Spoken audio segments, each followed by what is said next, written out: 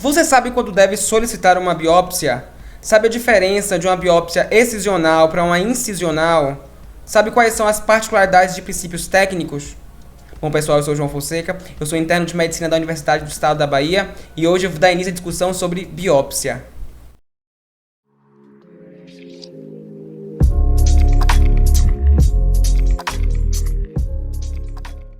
Então, para a gente adentrar a discussão, é sempre importante começar com um pensamento muito claro. Uma informação extra importante. Biópsia não é somente para câncer. Muitas pessoas, inclusive no ideário coletivo, ouvem a palavra biópsia e pensam em câncer. Mas já começa desmistificando essa ideia que biópsia não é somente para câncer. Tá? E por conceito, o que seja biópsia? Biópsia vem do grego bio, vida, e ópsis, que é aparência, visão. Lembrando que isso a gente já consegue fazer um contrapartida com necrópsia, que de necros indica cadavérico, morte. Então, o que é biópsia? É a retirada de células ou fragmentos de tecidos de organismos vivos para o exame de natureza das alterações nele existentes. E a remoção de tecidos, células ou fluidos do organismo vivo para exame e estudo com finalidade diagnóstica. E aí o Ernest Besnier, em 1879, foi o primeiro a introduzir o termo biópsia. E aí existe tipos ou grupos de biópsias específicos. Nós temos como classificá-las ou agrupá-las de acordo com a via de acesso ou local, como extracavitária, uma biópsia intracavitária ou uma biópsia intraluminar. Nós temos aquela classificação pelo tipo de procedimento, como biópsia por incisão, por excisão, por endoscopia ou por punção. E é importante entender que um mesmo órgão, ele pode ser biopsiado por mais de um método. É entender que a biópsia é uma etapa fundamental para o diagnóstico de diversas doenças. Embora seja um procedimento pequeno, sua importância tem uma magnitude de uma pequena cirurgia ou uma cirurgia ambulatorial. Então é importante já entender de cara por conceito que riscos inerentes a qualquer procedimento cirúrgico devem estar em mente do médico que assim solicita. E aí, não apenas, mas o diagnóstico de câncer é muito baseado na biópsia. Por isso que todo paciente submetido à biópsia pela causa oncológica deve ser oferecido suporte psicológico, no entanto, porque é aquela linha de tempo que separa a suspeita diagnóstica até um diagnóstico definitivo, seja ele positivo ou negativo. Então, o paciente merece e deve ter, então, suporte psicológico oferecido. E aí, quando é que eu devo solicitar uma biópsia? Quais são as indicações de uma biópsia? Bom, na suspeita de doenças que produzam alterações morfológicas nos tecidos afetados, como doenças que provoquem hiperplasias, displasias ou até neoplasias, que são alterações específicas. Vale ressaltar que a biópsia, apesar de não ser somente para câncer, mas ela é o principal método diagnóstico em oncologia. Basicamente, 99,9% dos cânceres para serem diagnosticados só consegue ser firmado por meio da biópsia, salvo alguns casos muito específicos. Tem indicações precisas para além também de processos histocelulares, como processos inflamatórios, degenerativos, imunológicos e até doenças infectoparasitárias. Há também indicação para doenças que não produzem alterações específicas. Essa biópsia vai ajudar e vai contribuir no diagnóstico diferencial. As biópsias ambulatoriais são procedimentos pouco extensos, mas eles não são isentos de riscos e devem ser realizados em ambiente minimamente cirúrgico, com os cuidados mínimos necessários.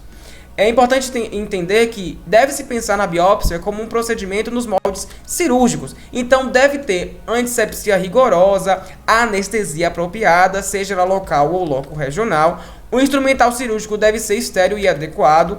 A hemostasia deve ser rigorosa e o tecido deve ser manipulado de forma delicada. Inclusive, pensar num fechamento por planos nas áreas cruentas.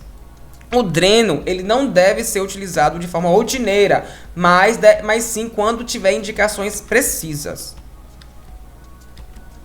Bom, quais são as indicações então primordiais? Primeiro, diagnósticos de doenças que provoquem alterações histológicas específicas, como as hiperplasias, displasias, neoplasias, dentre outros. Um diagnóstico por exclusão, por meio de diagnóstico diferencial, por um padrão morfológico bem característico. Mesmo não produzido uma alteração morfológica específica passivo diagnóstico, ele contribui para o diagnóstico diferencial. Quando a gente quer avaliar um grau de diferenciação tumoral, e também é outra indicação para biópsia, seja ele bem diferenciado, moderadamente diferenciado, pouco diferenciado ou até indiferenciado. Outra indicação é a avaliação da extensão de uma lesão neoplásica, se ela se infiltra ou não nos tecidos e órgãos adjacentes à lesão primária. Verificar também a totalidade da ressecção de uma lesão, se é uma lesão que deixou margens livres, ou seja, se todo o tecido que ficou dentro do indivíduo, da cavidade, enfim, é um tecido sadio, que isso vai ser o quê? Traduzir-se como avaliar margens de segurança, seja laterais e também profundas. Avaliar também resultados de tratamento. Pacientes que são submetidos à quimioterapia e ou à radioterapia, a gente pode fazer uma biópsia no posterior a isso para avaliar se há doença residual. É importante também para identificar estruturas difíceis, porque isso vai ajudar no diagnóstico macroscópico. Por exemplo, diferenciar um nervo vago no curso da vagotomia, ou diferenciar um vaso deferente no curso de uma vasectomia, dentre outros. A biópsia pode também ser solicitada. Outra indicação é avaliar a normalidade de tecidos ou órgãos. Então a gente quer avaliar a caracterização no curso investigativo de um endométrio. Então eu posso solicitar biópsia para avaliar se esse endométrio está normal, está fisiológico, assim como células vaginais, testículos, dentre outros. A avaliação etiológica do comportamento da doença, da evolução da doença e do prognóstico de determinadas patologias, como tireoidites, cirroses, glomerulonefrites, dentre outras. E por fim, identificar e avaliar a intensidade da rejeição de órgãos em transplantes. Então ela é útil também para pacientes transplantados com sintomas de rejeição. E quais são os princípios básicos de uma biópsia? Primeiro, realizar uma avaliação clínica minuciosa do paciente.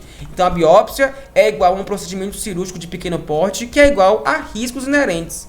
Então, está sujeito a complicações, sim, e algumas vezes graves, porém, e contudo, até fatais. Então, a anamnese e exame físico ele é interessante para triar boa parte dos potenciais riscos, inclusive focando em comorbidades e nas alergias, especialmente ao látex, porque uma alergia ao látex ela força o cirurgião e o serviço a promover um ambiente cirúrgico, enfim, látex free, livre de látex. Além disso, alergias a medicações, anestésicos, dentre outros.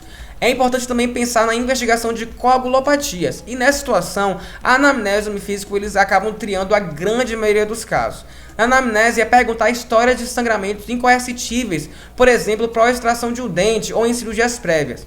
Perguntar, já extraiu um dente? Já. E aí, como é que foi o sangramento? Sangrou muito? Teve alguma dificuldade para poder corrigir esse sangramento? Ou foi tranquilo? No caso de uma doença, de uma evolução benigna na extração do dente, estamos aí então afastando a possibilidade de coagulopatias. No exame físico, observar equimoses ou hematomas que podem ser sinais também de coagulopatias. Se o paciente não tiver história ou exame físico alterado que sugiram coagulopatia, ok, podemos prosseguir então com a intervenção com a biópsia. Mas se houver necessidade de uma investigação laboratorial, vai se solicitar plaquetas, TP com RNI e o TTPA. O laboratório também deve ser feito para pacientes que vão fazer punções percutâneas de órgãos internos ou excisões extensas, por exemplo, de pulmão, fígado, baço, pâncreas ou rins. Os candidatos à biópsia hepática, é importante ter em mente que eles vão apresentar algum grau de coagulopatia por causa da doença de base que você está investigando.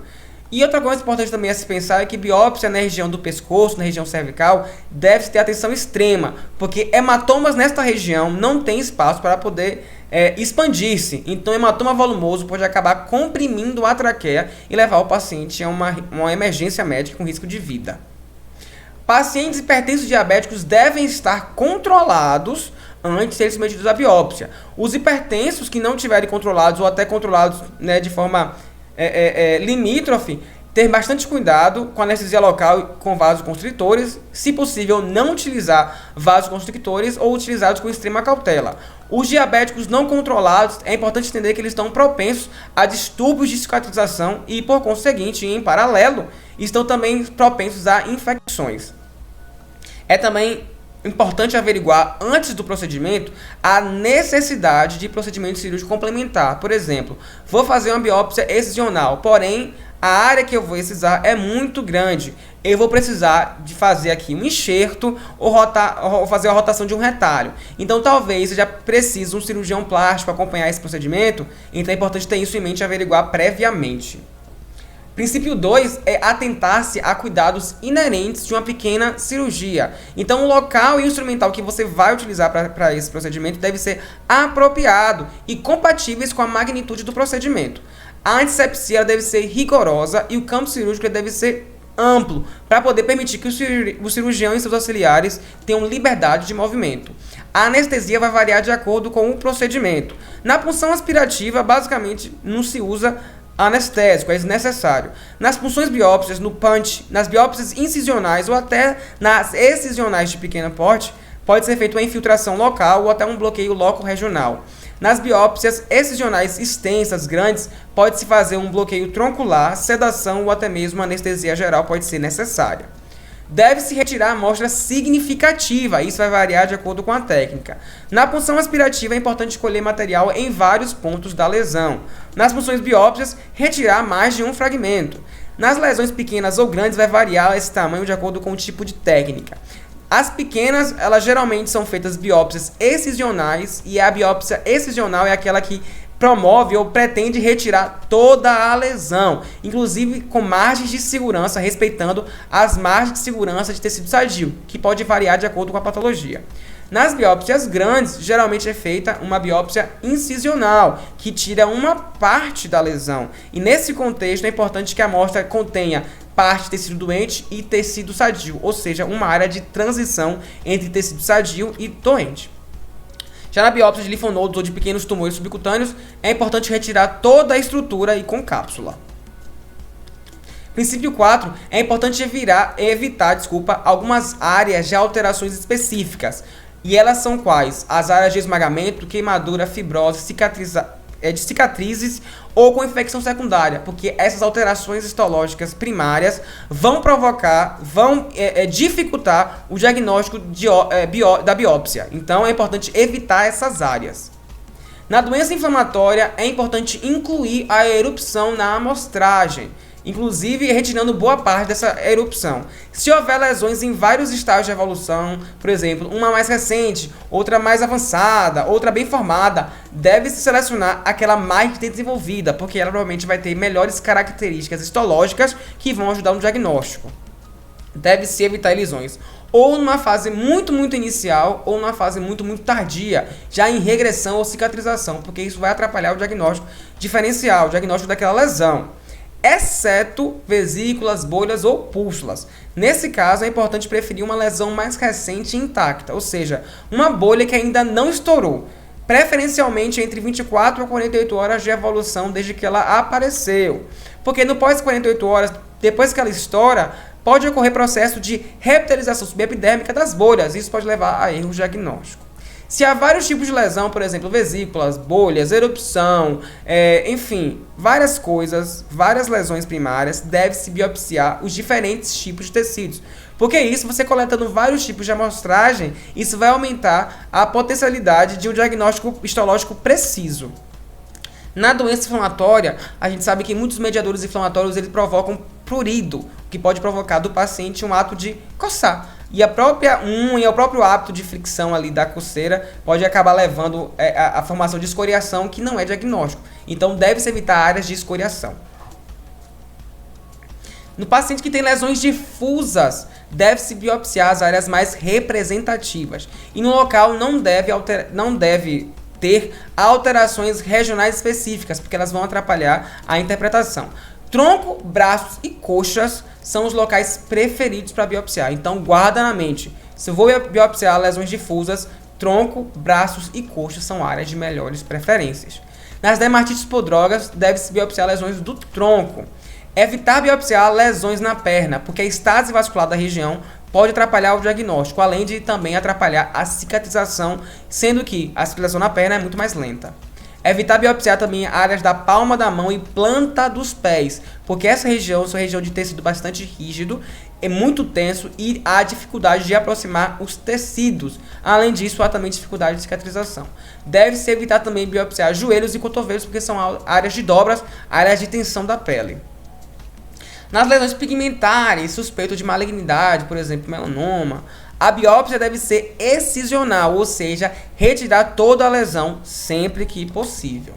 Deve-se respeitar as margens de segurança na biópsia excisional de todas as lesões. Para biópsias que não são, essas biópsias elas vão ser diagnósticas e curativas ao mesmo tempo. Então deve-se sempre respeitar mais segurança, que é aquela que deixa somente tecido sadio no local da retirada. Deve-se manipular o material de forma adequada. Nas punções aspirativas, não vai espalhar com força o material aspirado na lâmina, nem esmagar entre as lâminas. Ele deve ser colocado gentilmente na lâmina e fixado. Nas punções biópsias, retirar delicadamente o material de dentro da agulha e evitar fragmentá-lo. Não deve esmagar os tecidos com pinça. Na biópsia, tanto incisional como excisional, deve-se manipular o tecido de forma delicada e preferir a pinça dente de rato, que apesar de ser uma pinça, como chama-se, traumática, ela vai provocar menos reação ou menos indução de esmagamento do que pinças anatômicas.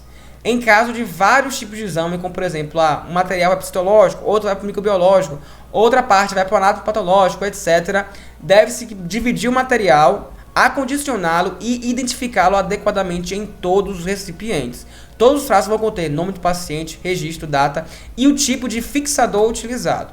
Nas peças grandes, nas peças maiores, elas devem ser abertas em algum tipo de superfície ou anteparo e presas com alfinetes para evitar que elas retraiam-se. O material, quando retirado, a amostra ela deve ser fixada prontamente, evitar a exposição prolongada com ar, que pode alterar os tecidos e dificultar o diagnóstico. E as lesões maiores, muito grandes, elas devem ser seccionadas ao meio ou feitos alguns cortes, permitindo que o fixador adentre o tecido e a fixação seja melhor desta peça. Deve-se, então, entrando nesse contexto, usar o fixador adequado. O formol 10% é considerado o fixador universal. A quantidade de formol deve ser 10 a 20 vezes o volume da peça. Inclusive, nessa imagem aqui, nós temos duas diferenças.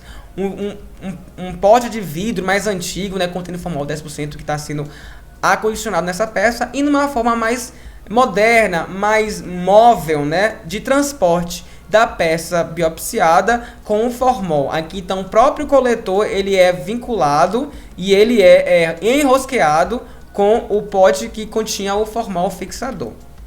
O tempo para fixação ele vai depender da espessura do material. Peças que têm 4 mm de espessura precisam de 8 horas para fixar.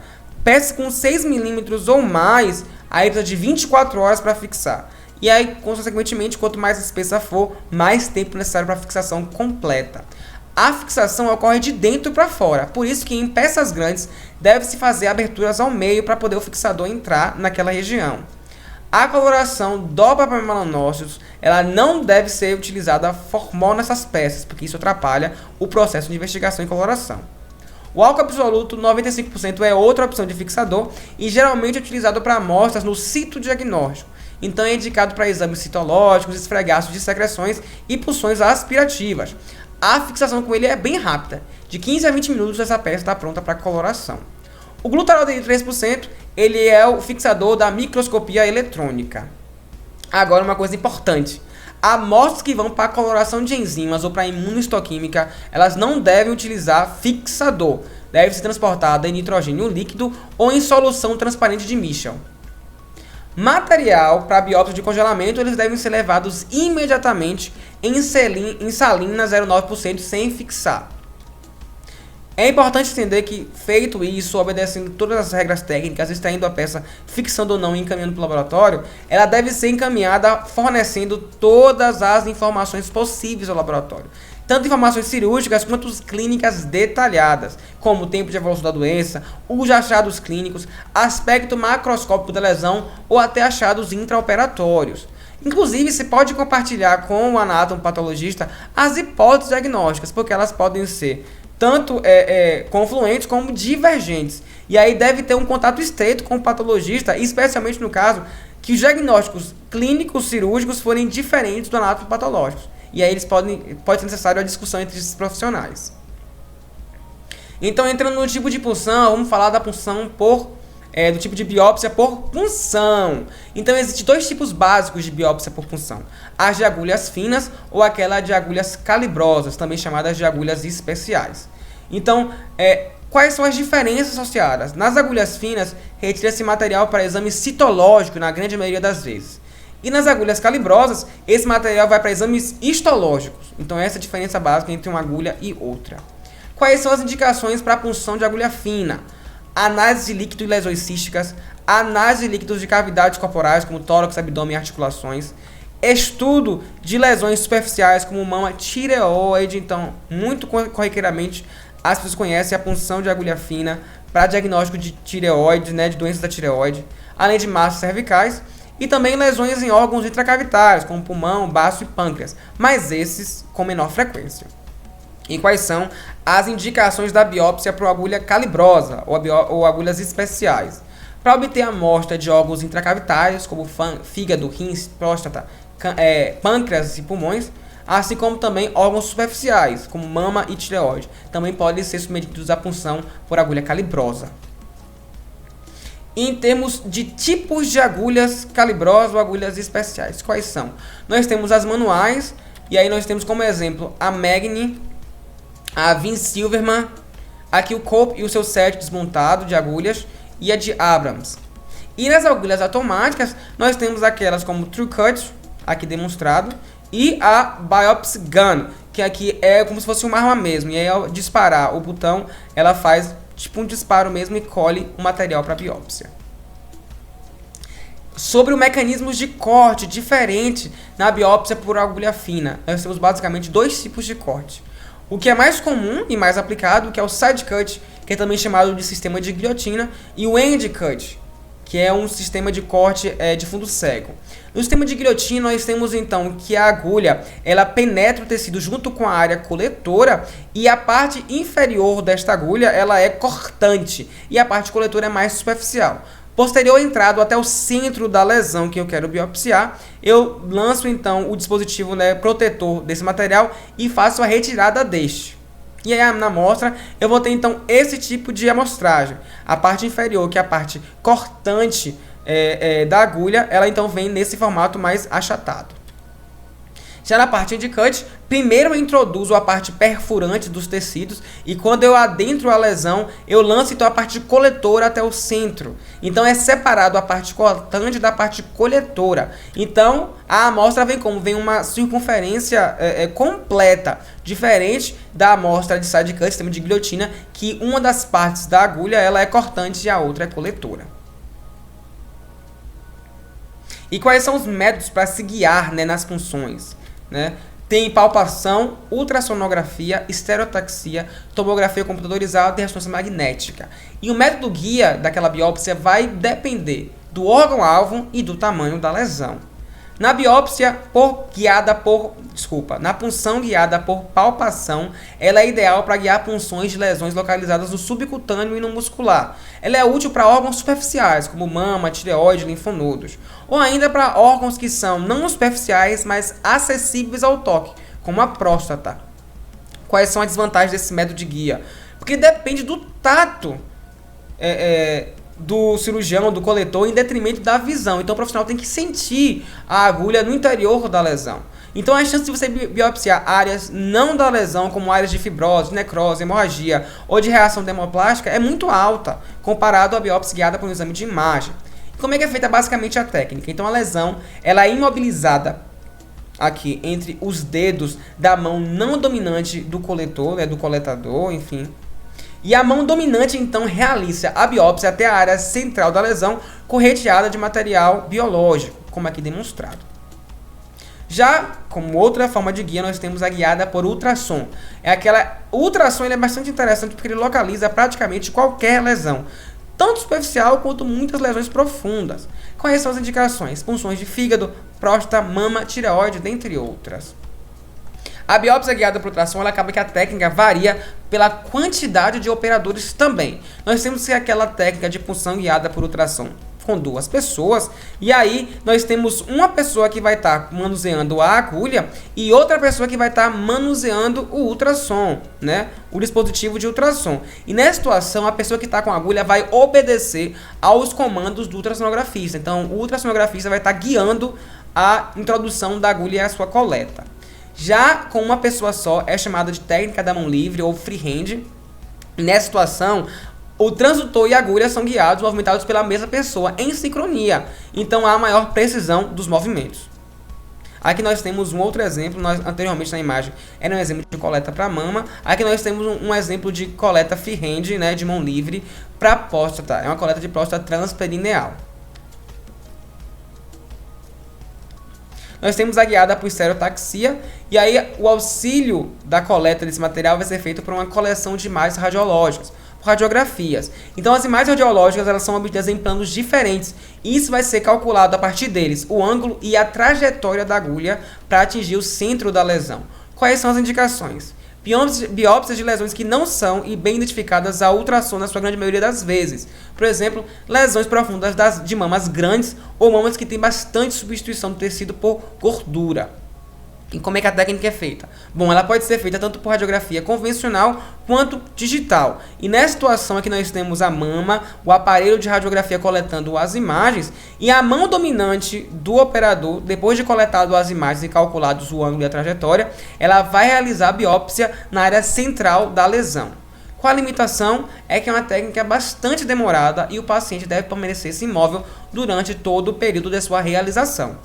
E por fim nós temos aquela que é guiada por por tomografia ou por ressonância. E nesse caso são métodos que dependem de equipamento caro e sofisticado. Ela é muito similar à técnica estereotáxica porque ela vai obter-se imagens e a partir das imagens vai calcular ângulos e distâncias a serem percorridas pela agulha até o centro da lesão. Bom pessoal, aqui está as referências dessa aula. Fique atento às próximas aulas para discutir mais sobre biópsia, que é uma importante ferramenta de diagnóstico da prática médica. Tchau, tchau, até a próxima.